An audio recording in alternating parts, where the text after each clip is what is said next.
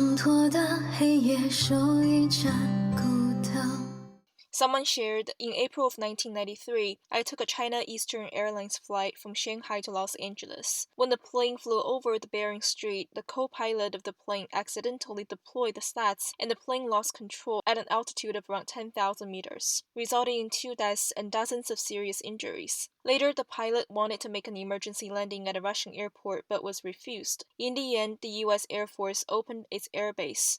U.S. soldiers lined up and used flashlights as runway lights. The emergency landing ended up being successful, but China Eastern Airlines later announced that the cause of the accident was strong air currents. An insider introduced the emergency landing site was the U.S. Air Force Base located in Alaska. In fact, what these netizens shared about is indeed a real incident, well known as China Eastern Airlines Flight 583 incident. Someone said former premier of the Soviet Union Nikita Khrushchev's memoir mentioned that Mao Zedong suggested that China and the U.S. go to war. Chinese military leads the U.S. troops into mainland China, and then the Soviet Union drops an atomic bomb on mainland China. It doesn't matter even if 300 million Chinese people were killed or injured. It was said that Khrushchev was frightened upon hearing of Mao's words. Recently, a student from Guangxi Arts University publicly proposed to kill 600 million poor Chinese people, including his own parents. His name is Shi Ke. He belongs to the class of 2020. In the open letter, he said, I am a patriot. For 3 years in high school, I have witnessed the US and the West harm China and attempt to eliminate China. I hope China will fight back. I think that the 600 million poor Chinese people with a monthly income of less than 1,000 yuan are blocking China from making progress. Therefore, on behalf of the wealthy and normal people in China, I will put forward our suggestion. Let us college students join the army and work together to kill the 600 million low-income waste in a month. Then, countless money and land can be saved. Someone said it may be normal for a few abnormal individuals to appear among a population of billions, but it is just really strange that the speech of this student was allowed to be disseminated online despite the CCP's strict surveillance and censorship. This implies the student's speech may be in line with the CCP's propaganda needs on social media. Someone noted a problem. From the beginning to the end, the letter written by the student was talking about killing unarmed Chinese people, not armed foreign troops, such as the Indian Army. This again shows that the CCP's army is mainly used not to protect, but hurt the Chinese people. Someone also noted that in the end of the article, the student marked that he is a member of the Communist Youth League and is actively seeking to join the Chinese Communist Party. And at the bottom, the last line also said, if any government officials read my letter, please feel free to reach out to me with any criticism or feedback. Someone commented, by emphasizing his identity, obviously he is actively following the CCP's rules and standards. All mafia groups, including the CCP, have teams of cold-blooded killers who regard life with indifference. So it is not surprising that this student made those remarks. There was also a student studying political theory at Anyang Normal University who argued in his undergraduate thesis that Anyang Normal University is more prestigious than Harvard. He believed that the reason why Harvard is more famous than Anyang Normal University is because the American imperialists hold the most discursive power, or the final say, and thus suppressed Anyang Normal University. He said, I believe that by having all alumni promote our school online via social media, people around the world will know about and like Anyang Normal University. It was said that his advisors, as well as all professors in attendance, stood up to applaud and shed tears of excitement on the day he defended his undergraduate thesis. Someone shared the official published version of this paper in an academic journal. It was said that Anyang Normal University's administration later refuted the rumors, saying that the paper was completely inaccurate and purely fabricated. Someone shared a video of students being forced to farm.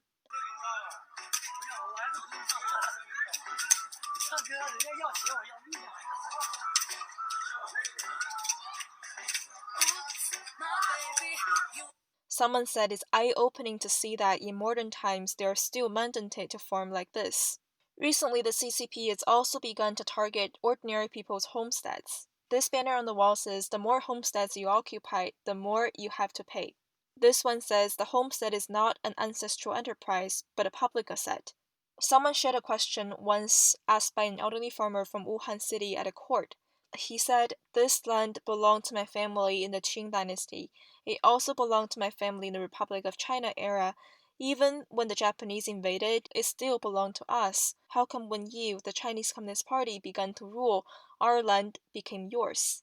Someone said, with their diligence and creativity, the Chinese workers striving to survive at the bottom tier of society in Communist China can lead much better lives if they move abroad. If they move to Western democracies, their income could be 10 times higher. They don't even need any professional skills to achieve this, as long as they could do basic blue-collar work. On the other hand, however, most of the children of CCP's elites and officials, as well as those affiliated with it and those with vested interests, are leading comfortable lives. It was said that a former reporter at Phoenix TV, which is a pro-Beijing media outlet, recently reviewed that Hu Xijin, chief editor of CCP's mouthpiece Global Times, his child is currently living in Canada.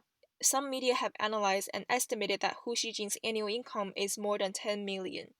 Someone said perhaps these CCP members who claim to represent the proletariat should give an explanation about their conduct to the real proletariat. Someone seems to understand why people affiliated with the CCP that hold vested interests like Hu Xijin chose to immigrate. He said, "In today's China, the air is dirty, the water smells bad, the soil is poisonous. The ecosystem was also destroyed. Even worse, moral degradation was exacerbated. When these all happen, it means that the country has truly collapsed. This land is no longer suitable for the survival of kind-hearted people."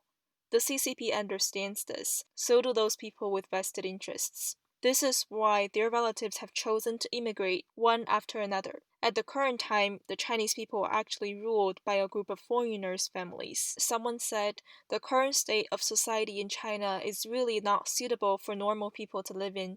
China is now the country that has the highest number of patients with cancer and intractable diseases. In recent years, the birth rate in China has also been among the lowest in the world, while the aging population is rapidly increasing. I am very pessimistic about its future." Someone said the tragic fall of China under communist rule has something to do with every Chinese citizen, as everyone has contributed in the process. Someone said the fact that China has become like this was caused by the lack of emphasis on morality and humanity. The Chinese Communist Party's party culture has replaced all cultures. The fall of a country means the death of a culture. This requires the joint efforts of several generations to change. The man in this video also believed that people from around the world need to have the courage to stand up, spread the truth, and resist the CCP. It's as if the entire world was wearing a mask for 20 years, silent on China's concentration camps when the CCP was allowed to join the WTO. Google and Cisco helped build the grid systems for facial recognition and other tracking tools, and even artificial intelligence.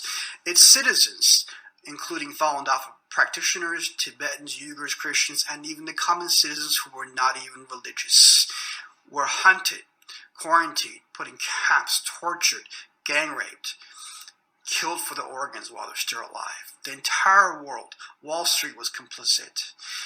Our big tech companies, our corporations, Hollywood. And then the virus came, and the plague. President Trump has been working very hard behind the scenes, but politicians and corporations have been influenced against their own good conscience by the Chinese regime to not decouple and not expose and renounce these atrocities. Is there any media CEOs in the world and media chief editors willing to report this message in its entirety, and that every person on the planet should, from the bottom of the heart, ask for forgiveness and seek redemption and expose the Chinese Communist Party for these atrocities, not China and its people, but the regime, and wish for a great future for humanity of harmony, peace, and prosperity? Is there anyone that will do this to help not only President Trump, but every world leader, whether they be liberal or conservative, and every citizen around the world? This is Cyrus A. Parsa, the AI Organization. Someone said, He said it well. Spreading truth is not helping others, but ourselves. Child, we will take you in. Child, we will bring you home. You'll be a flower that sees the spring. Soon a dove flying high